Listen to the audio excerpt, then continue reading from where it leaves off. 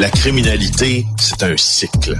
Et tu vois, le nouveau procès va se dérouler sans qu'aucun témoin ne se présente à la barre. L'histoire des criminels racontée par l'unique journaliste d'enquête, Félix Séguin. Salut Félix.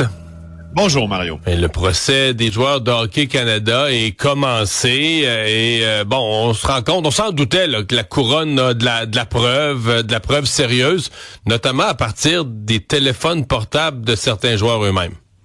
Oui, exactement. Et puis la preuve de la défense, pour l'instant, ne semble pas faire le poids quand on regarde ce que le ministère public est capable de fournir devant le tribunal. Alors, j'avais hâte de t'en parler. Je t'en ai pas parlé depuis le début de ce procès, là, qui a eu un nouveau départ en raison un interdit de publication nous empêche de dire pourquoi, là, mais il y a un problème dans le jury. On a recommencé le procès. Là, on est parti depuis lundi. C'est le procès le plus suivi au pays. Je t'en propose un résumé avec l'aide de Kevin Dubé, d'ailleurs, dans le Journal de Montréal, qui nous informe là d'un peu qui fait le tour de cette saga qu'on connaît un peu, mais qui relate avec précision aussi pourquoi elle est importante. Alors, retour sur cette affaire d'agression sexuelle sur une jeune femme à London en 2018. Et là, regardons ce qui s'est passé. Dans la nuit du 18 au 19 juin 2018, t'as 5 hockeyeurs qui auraient agressé sexuellement cette jeune femme dans un hôtel de London. Qu'est-ce qui se passait dans cet hôtel de London? Un gala pour souligner leur conquête de la médaille d'or au championnat mondial de hockey junior quelques mois avant ça. Alors, les accusés, Michael McLeod, Dylan Dubé, Carter Hart, Alex Formenton et Cal Foote, ont tous été accusés d'agression sexuelle en janvier 2024. On se demandait si c'était pour venir, cette accusation-là. Finalement, c'est venu.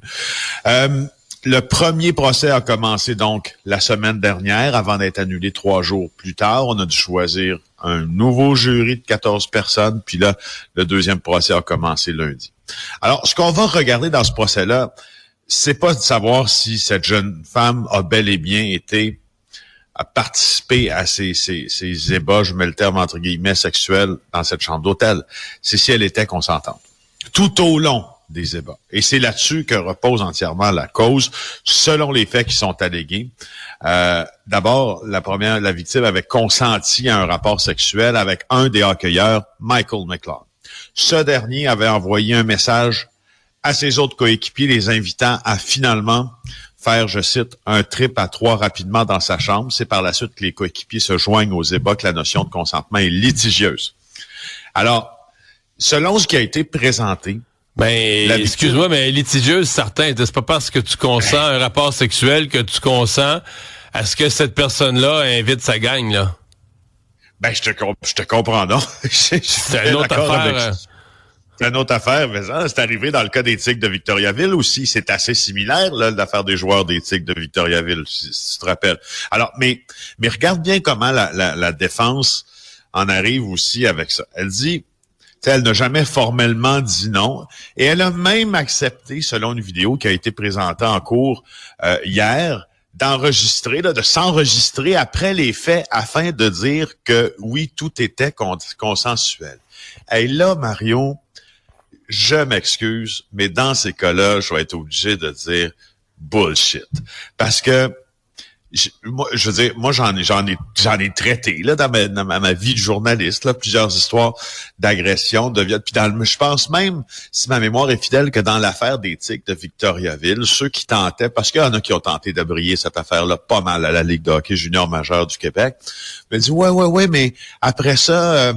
La jeune fille là qui a participé justement aux ébats, qui était finalement un viol collectif dans la chambre, elle a envoyé un message audio à la demande d'un des joueurs là pour dire que tout avait été correct puis qu'elle avait eu du plaisir. T'imagines, Mario? C'est pas ça le consentement. C'est pas ça. Ça, c'est pour ça que je te dis que c'est un peu de la bullshit. C'est pas ça.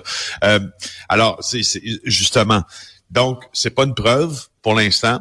Et il faut être très prudent avec un élément comme ça, selon Rachel Chagnon, de la faculté de droit de sciences politiques à l'UQAM, parce que c'est un consentement qui est libre et éclairé. Et puis, un consentement qui a été obtenu par la tromperie, la menace, la coercition ne peut être considéré comme valide. Ça, c'est l'autre chose. Puis la dernière chose, Mario, je te laisse là-dessus.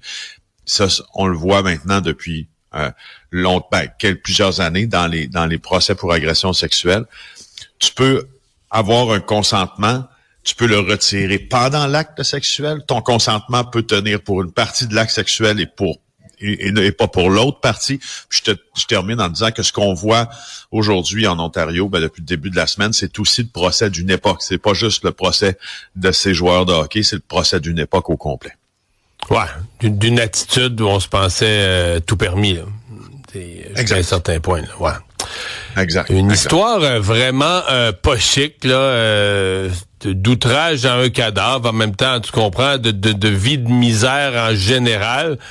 Mais on a beau dire, là, c'est pas tout le monde qui a le potentiel d'être recruté par la NASA, là, mais il y en a il y a des gens que ça vole pas haut, là. Non, puis pas pour ces deux frères-là qui ont conservé pendant des semaines, en fait, pendant 6 mois, le cadavre d'une Inuk du nord du Québec, là, sur le divan de leur résidence de Montréal-Nord. Alors, je passe certains détails, là, mais en gros, là, Francesco Sansalone, qui a été reconnu coupable, justement, d'outrage d'un cadavre hier, c'est pour ça que je t'en parle, et son frère Nicodemo, là, est en cours parce que on se demandait bien pourquoi cette femme-là, Alassi Tukiapik, avec qui Francesco Sansalone, un des accusés en couple depuis 10 ans, avait soudainement disparu. On apprend finalement, à travers les témoignages, que Madame Tukiapik, donc, est en couple avec monsieur, restait parfois dans cette résidence de Montréal-Nord, parfois dans un motel. Et là, à un moment donné, il retourne à cette résidence de l'avenue Daisy à Montréal-Nord, puis la femme se sent faible, très faible même. Elle a peine à entrer dans la maison. Mais c'est une femme qui voulait pas voir un médecin, qui voulait pas aller à l'hôpital, selon l'un des accusés, même si elle saignait. Puis à un certain point, lui, là, à 63 ans, cet homme-là, il a dit, c'est trop tard pour elle, elle peut pas être sauvée, il a jamais appelé le 911, elle est morte, je sais. Sur le divan. Sur le divan, avec des plaies, puis ils ont gardé le corps pendant 6 mois jusqu'à ce que celui-ci se momifie. Puis ils ont vécu dans la maison. Alors sa famille l'a porté disparu, c'est là que les policiers sont allés voir, puis ils ont trouvé la dame. C'est pour ça qu'ils ont été accusés. Je veux juste te laisser avec une réflexion. Moi, ce que ça me dit, tout ça, c'est que, tu sais, on comprend là que dans la confection du rapport sur la sentence de ces gars-là, on va demander un aspect psychiatrique. On va demander qu'il y ait une évaluation qui soit faite. Manifestement, sont pas en lice là, justement, pour être les prochains ingénieurs aérospatiaux, ces deux gars-là. Mais par contre, moi, j'ai déjà jasé avec des policiers qui ont eu cette triste tâche, la douloureuse tâche de rentrer dans un appartement où des gens disent, regarde, notre père ou une personne âgée, des fois, tu sais, ils donnent plus de nouvelles, puis là, on défonce la porte, puis la personne, elle s'est évanouie, est décédée sur le plancher. Maintenant, ça fait 2 jours, ça fait 3 jours, puis les policiers disent, Mario, c'est pas vivable, les yeux te coulent, ça pue l'odeur du corps humain là, dans les jours suivant le décès. C'est inhumain de le sentir là, t'es pas capable de reprendre le dessus, il y en a qui en sont malades là, t'sais. Mais là je veux dire je comprends. Je comprends que ça doit passer au bout de quelques semaines, excuse-moi.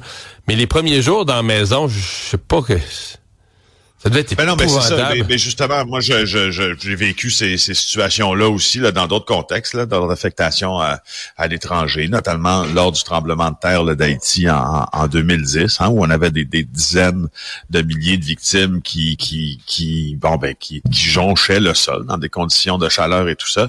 Effectivement, tout ce que tu dis s'avère. Puis après ça, ça s'amenuise.